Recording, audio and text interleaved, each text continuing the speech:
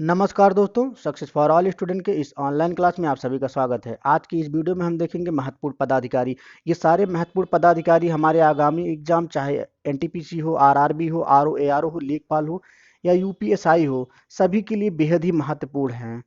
इस वीडियो को बिना स्किप किए हुए अंत तक देखें और आपको तब पता चलेगा कि इस वीडियो के जितने भी पदाधिकारी हैं कितने महत्वपूर्ण थे। आगे बढ़ने से पहले हम आप लोगों से एक आग्रह करेंगे कि जो इस चैनल पर नए हैं वो हमारे चैनल को लाइक शेयर सब्सक्राइब जरूर करें और बेल आइकन को दबाएं ताकि वीडियो से जुड़े सारी नोटिफिकेशन आपको मिलती रहे। चलिए आगे बढ़ते हैं और देखते हैं महत्वपूर्ण पदाधिकारियों में सबसे पहला जो पदाधिकारी की बात करते हैं, सबसे पहले पॉइंट की बात करेंगे तो इसमें हम देखते हैं कि भारत के 14वें राष्ट्रपति के बारे में हम चर्चा करेंगे।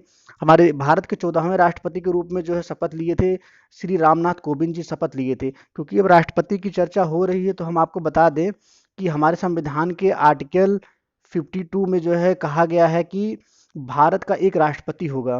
क्या होगा? भारत का एक राष्ट्रपति होगा। और आर्टिकल 53 में कहा गया है कि ये राष्ट्रपति भारत के राज्यों का प्रमुख होगा। ठीक है। और एक और पॉइंट अगर हम देखना चाहें, राष्ट्रपति के बारे में जानना चाहें, तो हम देखते हैं कि हमारे देश का जो राष्ट्रपति होता है वो हमारे सर्वोच्च सेनापति भी होता है। क्या होता है ये? सेनापति का क्या होता है? ये सर्वोच्च होता है। सेनापतियों में ये सर्वोच्च होता है। ठीक है। चलिए आगे बढ़ते हैं और देखते हैं, हम अपने दूसरे पॉइंट पे नजर डालते हैं। देखते हैं कि 13वें उपराष्ट्रपति के रूप में कौन बने थे? श्री एम वेंकैया नायडू जी। श्री एम वेंकैया नायडू जी हमारे 13वें उपराष्ट्रपति के रूप में शपथ लिए थे। और उपराष्ट्रपति के बारे में अगर हम बात करें तो हमारे देश के उपराष्ट्रपति जो हैं राज्यसभा के सभापति भी होते हैं। क्या होते हैं? राज्यसभा के सभापति होते हैं। अगर हम राज्यसभा के सभापति की बात करें तो अब जाहिर सी आप लोगों के मन में आएगा कि राज्यसभा के उपसभापति भी होंगे, और वो कौन होंगे? तो हम आपको बताते चले कि हमारे राज्यसभा के उपसभापति जो हैं हरिवंश नारायण सिंह जी हैं। कौन है? हरिवंश नारायण सिंह जी। अगले पद पे आते हैं, अगले टॉपिक पर आते हैं तो हम देखते हैं कि हमारे देश के 15वें प्रधानमंत्री के रूप में जो शपथ लिए थे उनका नाम है श्री नरेंद्र मोदी जी। ठीक है। श्री नरेंद्र मोदी जी हमारे देश के 15वें प्रधानमंत्री बने थे। चलिए नेक्स्ट टॉपिक पे चलते हैं और अगला देखते हैं। भारत के जो सुप्रीम कोर्ट है, भारत में जो सुप्रीम कोर्ट है उसके 47वें मुख्य न्यायाधीश के रूप में शपथ लेने वाले कौन थे? शरद अरविंद बोबड़े जी। ये बहुत महत्वपूर्ण हो जाता है, इसका ये होता है नंबरिंग बहुत महत्वपूर्ण हो जाता है। कभी कभी एग्जाम में तो यहाँ से पूछ लेता है कि श्री शरद अरविंद बोबड़े जी कौन से नंबर के मुख्य न्यायाधीश बने थे। ठीक है। चलिए बढ़ते हैं हम अपने नेक्स्ट टॉपिक की ओर और देखते हैं मुख्य निर्वाचन आयुक्त के बारे में। अगर हम देखें मुख्य निर्वाचन आयुक्त, हमारे जो है मुख्य निर्वाचन 23वें मुख्य निर्वाचन आयुक्त के रूप में शपथ किसने लिया था? सुनील अरोड़ा जी ने। अब सुनील अरोड़ा जी मुख्य निर्वाचन आयुक्त हो गए हैं। और उसके बाद देखते हैं राजीव कुमार और सुशील चंद्रा जी वही चुनाव आयुक्त के रूप में भी शपथ लिए थे। और क्योंकि चुनाव आयुक्त की बात हो रहा है तो हम आपको बता दें कि हमारे संविधान की जो आर्टिकल 3 to 4 है, इसी में जो है निर्वाचन आयुक्त के बारे में बात हुआ है।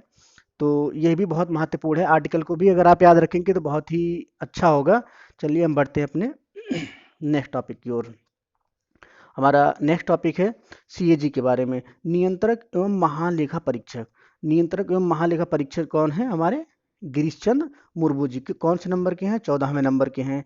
और एक बात और बताते हैं कि हमारे संविधान के अनुच्छेद 148 से 151 तक सीएजी के बारे में ही बात किया गया है। ठीक है।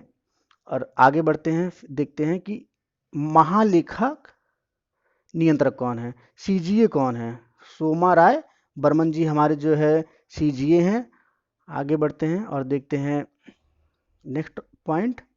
हमारा नेक्स्ट पॉइंट है केंद्रीय सतर्कता आयुक्त, सीबीसी। प्रमुख केंद्रीय सतर्कता आयुक्त संजय कोठारी जी हैं। अगला पॉइंट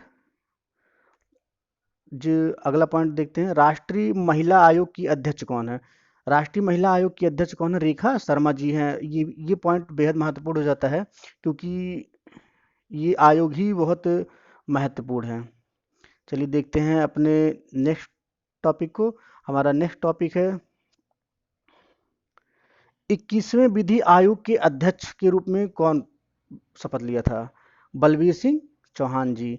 बलबीर जी सिंह चौहान जी जो है हमारे 21वें विधि आयोग के रूप में क्या लिए थे, शपथ ग्रहण किए थे। चलिए हम अपने नेक्स्ट टॉपिक को चलते हैं। हमारा नेक्स्ट टॉपिक है राष्ट्रीय पिछड़ा वर्ग आयोग के अध्यक्ष कौन है। राष्ट्रीय पिछड़ा वर्ग आयोग के अध्यक्ष हमारे भगवान लाल साहनी जी हैं। बढ़ते हैं अपने नेक्स्ट टॉपिक की तरफ।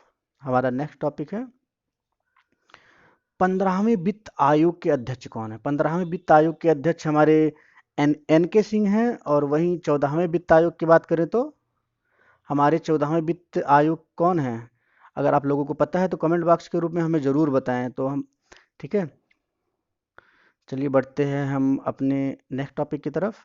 हमारा अगला टॉपिक है राष्ट्रीय मानवाधिकार आयोग के अध्यक्ष कौन है। राष्ट्रीय मानवाधिकार आयोग के अध्यक्ष HL दत्तू जी हैं।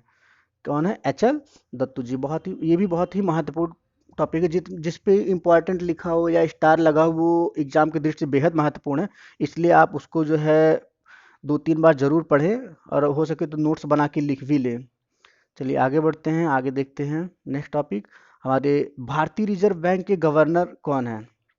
तो हम देखते हैं शक्तिकांत दास जी हैं हमारे 25वें भारतीय रिजर्व बैंक के जो है गवर्नर के रूप में शपथ ग्रहण की थी, ठीक है। और अगर हम इसी में एक बात और देखें कि जो है आरबीआई के ही, किसके, आरबीआई के मुख्य जो है वित्तीय अधिकारी कौन है। आरबीआई के अगर कभी कभी एग्जाम में पूछ भी लेता है कि आरबीआई के मुख्य वित्तीय अधिकारी कौन है, तो वो है हमारे सुधा बाल कृष्णन जी। कौन है, सुधा बाल कृष्णन जी हैं, ठीक है। चलिए बढ़ते हैं अपने नेक्स्ट टॉपिक की तरफ और देखते हैं हमारा नेक्स्ट टॉपिक। भारतीय ओलंपिक संघ के अध्यक्ष कौन है।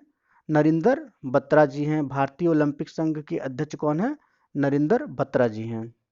चलिए बढ़ते हैं अपने नेक्स्ट टॉपिक की तरफ और देखते हैं अंतर्राष्ट्रीय क्रिकेट बोर्ड, अंतर्राष्ट्रीय क्रिकेट परिषद या आईसीसी के अध्यक्ष कौन है, ग्रेग बर्कले हैं। कौन है, ग्रेग बर्कले। ये भी इंपॉर्टेंट हो जाता है क्योंकि इस पे भी स्टार लगा हुआ है। ये जिस जिन जिन टॉपिक पे स्टार लगा हो या इंपॉर्टेंट लगा हो वो हमारे एग्जाम के दृष्टि से बहुत ही महत्वपूर्ण है। तो इसलिए हम आपसे स्टूडेंट, आपसे सभी लोग भाइयों से आग्रह करेंगे कि इसको स्किप ना करें, उसको याद करके ही एग्जाम देने जाएं। और हम देखते हैं आईसीसी के हमारे कौन है, सीईओ कौन है। मनु साहनी जी जो हैं हमारे आईसीसी के जो हैं सीईओ हैं।